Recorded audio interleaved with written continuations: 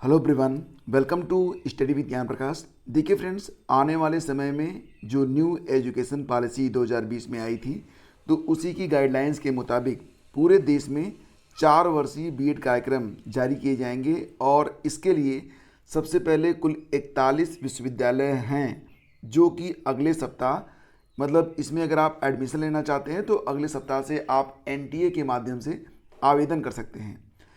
धीरे धीरे जो 2 वर्षीय पाठ्यक्रम है इसको बंद किया जाएगा।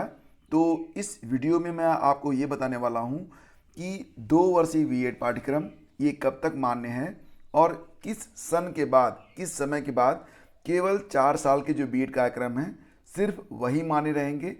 तो आइए पूरे डिटेल को चेक करते हैं। देखिए फ्रेंड्स, न्यू एजुकेशन पॉलिसी यानी कि NEP 2020 के मुताबिक उसमें जो गाइडलाइंस दी गई थी उसमें ये कहा गया था कि 2030 से केवल 4 साल वाले जो बीएड कार्यक्रम हैं और जो इसको करेंगे सिर्फ वही शिक्षक बन सकेंगे। यानी कि 2 वर्षीय बीएड करने वालों के पास 2030 तक का अभी समय है। उसके पहले आप लोग अपना जो ये पूरा कार्यक्रम है जॉब वाला पूरा कर लें, अदरवाइज़ फिर आपको दिक्कत आ सकती है। हो सकता है कि कोई ब्रिज कोर्स वगैरह लॉन्च किया जाए और उसको भी आपको करना पड़े। यानी कि जितनी जल्दी आप अपना टारगेट अचीव कर लेंगे उतने ही अधिक टेंशन फ्री और फ़ायदे में रहेंगे। तो दोस्तों, यहाँ पर जो 4 वर्षीय बीएड कार्यक्रम होगा ये इंटरमीडिएट के बाद होगा और इसमें जो अभ्यर्थी होंगे वो खुद तय कर सकेंगे कि वो BA बीएड करना चाहते हैं या फिर BSc बीएड करना चाहते हैं। तो BA बीएड, BSc बीएड और BCom बीएड 3 तरीके के ये पाठ्यक्रम होंगे और इनका जो ड्यूरेशन है, समय है, वो 4 साल का रहेगा। तो 2023-24 का जो सत्र है उसमें कुल 41 ऐसे विश्वविद्यालय हैं जहां पर पायलट प्रोजेक्ट यानी कि टेस्टिंग के तौर पर 4 साल का जो बीएड कार्यक्रम है ये शुरू हो रहा है। मतलब ये 41 विश्वविद्यालय ऐसे हैं जिन्होंने कहा कि हाँ, हम इस पाठ्यक्रम को सबसे पहले अपने यहाँ शुरू करना चाहते हैं और इसके लिए NTA यानी कि राष्ट्रीय सामान्य प्रवेश परीक्षा के लिए अगले हफ्ते से ऑनलाइन आवेदन लेना शुरू करेगा। तो यहाँ पर जो अभ्यर्थी इंटरमीडिएट पास हैं वो चाहें तो इस इंटीग्रेटेड बीएड पाठ्यक्रम में प्रवेश ले सकते हैं।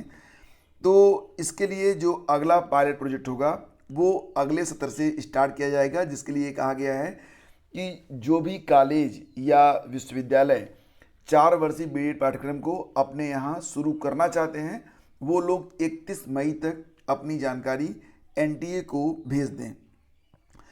तो जो पहला पायलट प्रोजेक्ट है इसमें कुल 41 विश्वविद्यालय हैं। यह पाठ्यक्रम नई स्कूल संरचना के 4 चरणों यानी कि फाउंडेशनल, प्रिपरेटरी, मिडिल और सेकेंडरी के लिए शिक्षकों को तैयार करेगा। ITEP न केवल अत्याधुनिक शिक्षा प्रदान करेगा बल्कि प्रारंभिक बचपन की देखभाल और शिक्षा यानी कि ECCE, मूलभूत साक्षरता और संख्यात्मक यानी कि FLN, समावेशी शिक्षा और भारत तथा इसके मूल्यों, आचारों, कला, परंपराओं की समझ व अन्य विषयों का आधार भी इसमें स्थापित करेगा। बेसिकली इस न्यूज़ का मतलब यहाँ पर ये निकल रहा है कि 2030 तक आपका जो 2 वर्षीय बीएड पाठ्यक्रम है ये मान्य है और चलता भी रहेगा। लेकिन 2030 के बाद पूरे देश में सभी विश्वविद्यालय और कॉलेजों में सिर्फ 4 वर्षीय जो इंटीग्रेटेड कोर्स होंगे बीएड के, सिर्फ वही चलाए जाएंगे। ठीक है, तो इसमें जो एडमिशन होगा वो 12वीं के बाद होगा। यानी कि 12वीं के बाद ही एस्पिरेंट को ये तय करना होगा कि वो किस लाइन में, किस फील्ड में जाना चाहता है। तो यहाँ पर जो 3 पाठ्यक्रम होंगे BA बीएड, BCom बीएड और BSc बीएड, इनमें से किसी में भी आप दाखिला ले पाएंगे। और हालांकि अभी कुछ समय तक पहले की तरह 2 वर्षीय जो बीएड कार्यक्रम है ये चलता रहेगा, लेकिन 2030 तक। ठीक है, पहले शिक्षक बनने के लिए छात्रों को 3 साल की स्नातक डिग्री और 2 साल का बीएड प्रोग्राम की पढ़ाई करनी होती थी। इसमें 5 साल का समय लगता था। तो इस प्रकार से देखो, पहले तो बीएड 1 साल का था और जब आप स्नातक कर लेते थे 3 साल का, 1 साल का बीएड करके 4 साल में आपके पास बीएड का सर्टिफिकेट आ जाता था। लेकिन फिर इसे 2 साल का कर दिया गया और इसमें भी 4 सेमेस्टर होते हैं। फिलहाल ये जो इंटीग्रेटेड बीएड है इसके लिए जो आवेदन है वो नेक्स्ट वीक से ओपन हो रहे हैं और इसके बारे में एनटीए जैसे ही अपना नोटिफिकेशन जारी करेगा सारी जानकारी आपको मैं उपलब्ध करवा दूंगा। देखो यहाँ पर जो बैच चलेगी उसमें हर बैच में 50 छात्र होंगे। कुछ विश्वविद्यालयों को 2-2 बैच में पढ़ाई करने की अनुमति दी गई है। मतलब कुछ विश्वविद्यालय हैं जहाँ पर 50 सीटें होंगी, कुछ विश्वविद्यालयों में 100 सीटें तक रहेंगी। तो ये जानकारी उम्मीद करता हूँ कि आपके लिए काफ़ी यूज़फुल रहेगी। एलटी ग्रेड शिक्षक भर्ती के बारे में यहाँ पर जानकारी मिल रही है, उसके मुताबिक अभी तक एलटी ग्रेड के लिए जो अभ्यर्थन वापसी के लिए 31 मई की डेट निर्धारित की गई है। पहले यह डेट 15 मई थी, जिसे बढ़ाकर 31 मई किया गया, क्योंकि अभ्यर्थन वापसी के लिए बहुत कम संख्या में अभ्यर्थियों ने आवेदन किए हैं। तो अगर बहुत कम संख्या में आएंगे तो कोई मतलब नहीं बनता है, इसीलिए यहाँ पर डेट को एक्सटेंड किया गया है। अब ये डेट 31 मई है। आपको पता ही होगा कि एलटी ग्रेड शिक्षक भर्ती का विज्ञापन मार्च 2018 में जारी हुआ था। 15 विषयों में एलटी ग्रेड शिक्षक के लिए कुल 10,768 पद थे और इसमें केवल 7,500 पदों पर ही अभ्यर्थी सफल हुए थे। कंप्यूटर, विज्ञान, गणित जैसे विषयों में तो भर्ती के लिए अभ्यर्थी ही नहीं मिले थे और सारी सीटें खाली रह गई थी।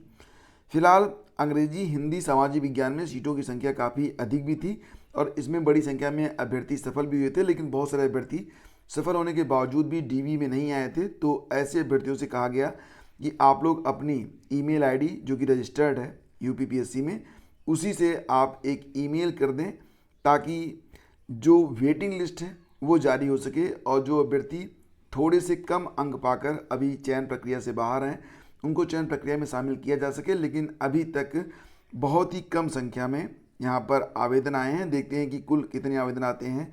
अभी देखो जो आवेदन आए हैं उनकी संख्या तो 50 से भी कम बताई जा रही है। वहीं पर पीईटी के बारे में बात करें, जैसा कि आप लोग जानते हैं ग्राम पंचायत अधिकारी के 1468 पदों पर ऑनलाइन आवेदन की जो प्रक्रिया है यह स्टार्ट हो चुकी है, लेकिन बहुत बड़ी संख्या में जो अभ्यर्थी हैं वो इसमें आवेदन करना ही नहीं चाहते या यूँ कहिए कि कर ही नहीं रहे हैं, क्योंकि सबको पता है कि लगभग 70 से ऊपर जिनके पीईटी में अंक आए हैं सिर्फ वही लोग मुख्य परीक्षा में शामिल हो पाएंगे। तो इसके लिए ये मांग की जा रही है कि एक यूपीटीटी की तरह एक निश्चित कट ऑफ होता तो बड़ी संख्या में अभ्यर्थी यहाँ पर शामिल हो पाते। लेकिन यहाँ पर पीईटी का जो मूल भाव था वो यही था कि एक परसेंटाइल स्कोर जारी किया जाए, एक स्कोर कार्ड जारी किया जाए ताकि कम संख्या में उसी में से छात्रों को चयनित किया जाए मुख्य परीक्षा के लिए। फिलहाल यहाँ पर जो अभ्यर्थी हैं वो यही मांग कर रहे हैं कि एक निश्चित कट ऑफ होनी चाहिए, लेकिन यूपीएससी अपने कार्यप्रणाली को बिल्कुल सही मान रहा है। और ये 2021 में जब पहली बार पीईटी हुआ था उसके बाद 2022 में हुआ, तभी से मांग चल रही है, लेकिन इस पर यूपीएससी ने अभी तक फिलहाल तो कोई जोर नहीं दिया है। आरओ अभ्यर्थियों को देना होगा सत्यापन प्रपत्र। तो जनवरी 2023 में जारी हुआ था परिणाम। 350 अभ्यर्थी जो सफल हुए थे उनसे ये कहा जा रहा है कि वो यूपीपीएससी की ऑफिशियल वेबसाइट पर विजिट कर लें और वहाँ से जो उनका सत्यापन प्रपत्र और स्व घोषणा पत्र है उसको जो है बाकायदा भर के रजिस्टर्ड डाक से या फिर खुद ही चलकर गेट नंबर 3 पर अपना जो डॉक्यूमेंट है उसको जमा कर दें। और ये बहुत ही ज़रूरी है। आयोग की ओर से 6 अभ्यर्थियों के रोल नंबर भी अलग से जारी किए गए हैं जिन्हें सत्यापन प्रपत्र के साथ सक्षम अधिकारी की ओर से एनओसी भी देने की बात कही गई है। तो इसके लिए जो विज्ञापन है वो आज के अखबारों में प्रकाशित किया गया है, जैसा कि आप यहाँ पर देख सकते हैं। यह कोई नई वैकेंसी नहीं है, इसके लिए यहाँ पर कोई भी बहुत विस्तृत चर्चा की ज़रूरत यहाँ पर नहीं है। और जैसा कि आप लोग जानते हैं आज आईएएस जिसको आप लोग सामान्य रूप से कहते हैं, फिलहाल यूपीएससी की जो आज परीक्षाएं हैं वो आज हो रही हैं और इसके बारे में जो क्वेश्चन पेपर आएगा तो उसको लेकर हम शाम को आपके सामने IAS PCS master class YouTube channel पर उपस्थित होंगे। तो आप सभी का सहयोग अपेक्षित है। और अगर आपने अभी तक IAS PCS master class YouTube channel को सब्सक्राइब नहीं किया है तो प्लीज़ फ्रेंड्स अभी जाके सब्सक्राइब कर लें। तो दोस्तों ये थी आज की न्यूज़ अपडेट। अगर सेशन आपको पसंद आता है तो प्लीज़ इसे लाइक और शेयर ज़रूर करना। Thank you so much.